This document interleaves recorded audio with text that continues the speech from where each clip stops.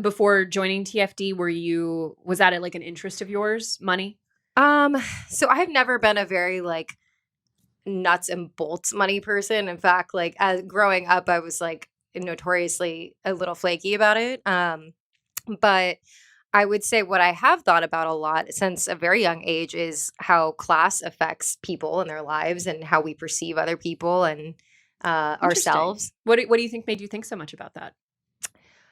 So I think a couple things. I grew up in a neighborhood that had very mixed incomes, very, very wealthy people, and also like housing projects. And then I went to school in a district that is incredibly wealthy.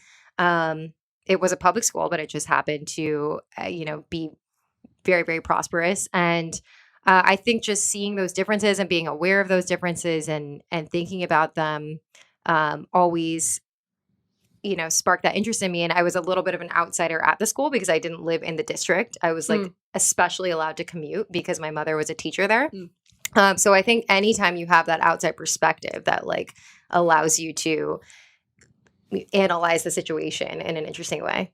I really relate to that. I had a very, as you guys probably know if you listen or watch, I had a pretty similar experience during my high school years in particular. Like I was a not I mean, we weren't poor at that time, but we were definitely a middle class. But I went to school with like, I would say half the students in my class got like a new BMW for their 16th birthday. Like it was very much like, and being around that, like looking back, I think I would have been infinitely better off being in that situation as an adult than as a teenager, because I feel Hmm. like as a teenager, it is just uniquely crushing to like not to have that, to feel that distance, because teenagers, like adults will at least not say shit to Yeah. your face, but a teenager will be like, are those fake Uggs? Yeah. And you're like, Oh yeah, we had UGG Day on my cheerleading squad. where you had to wear Uggs. Yeah. We had, do you know what ours were at my And high Juicy school? Suit Day.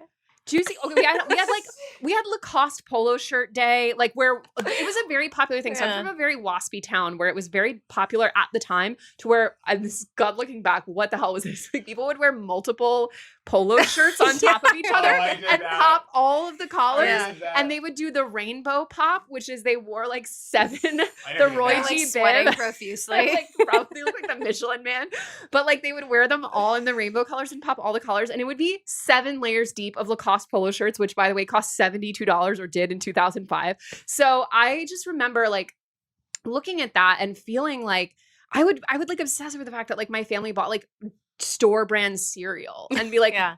or like I would ask for a polo shirt at Christmas and I would get an Old Navy polo shirt and I would feel disgusting. Like I would want to rip my skin off my chest. And like Aw. looking back, it's so funny because there was a time in like the transition period where like I definitely still cared about those things. And now it's like looking back, I feel actively glad that I didn't receive a free BMW, because not to generalize, I mean, I'm sure some of those kids are doing fine, but a lot of them really aren't. Like a lot of them had a really troubled life after that. And like, or at the very least are not in the position that I think that they would aspire to be. And I think it's probably in large part because having that much at that young of an age, I think it really kind of damages your brain in a way, because you really lose a lot of sense of like perspective and what is your expectation going into life. And like so many things that the average person work for would now be a disappointment,